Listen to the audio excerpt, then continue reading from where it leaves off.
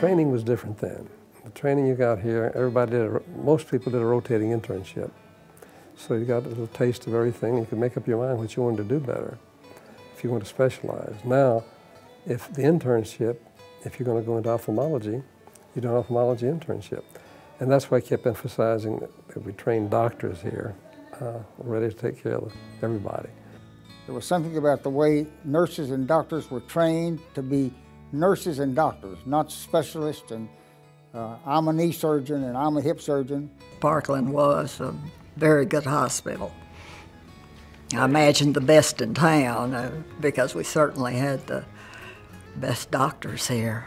Parkland was on the forefront of whatever was happening. And with the initiation of the medical school, they attracted great doctors, and that certainly grew over the years. Doctors ran the hospitals, and we didn't have any number crunchers telling you can't afford this. We didn't have any health insurance telling you you can't do this. The doctors made all the decisions.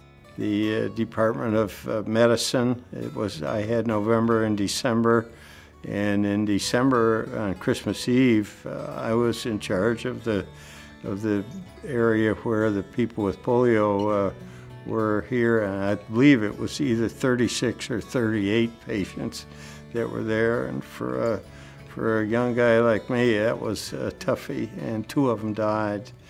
And that was something that got my attention, and I spent all of the next morning helping the family get organized, and of course my wife was a little unhappy about that, but she got over it, and she learned over the years that that was going to happen again and again and again, and might as well get with it. We worked here at Parkland, and this was the nurses' quarters, and I believe the first vaccine for polio was given here, the way I remember, in '55. My first year's resident, I got a whole big old salary of $10 a month, plus room, board, and laundry. But that was for 24 hours a day, 7 days a week. Every day, this hospital owns your body, and that was fine. But only the rest we got sometime was to flop on a patient gurney and sleep for 20, 30 minutes and get up and go back to the operating room. And he said we could work 2 days and 2 nights and sleep on the 3rd night if we needed to.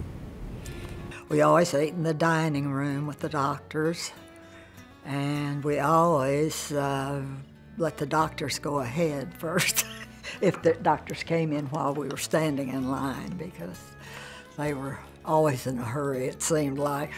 There was a huge level of respect that doctors were given in those days. They were God. I think the nurses all respected the doctors very much and were willing to do whatever the doctor asked them to do for the patient. And there was great affection for them and respect. We were doctors and we took care of people. That was the most outstanding feature of this institution.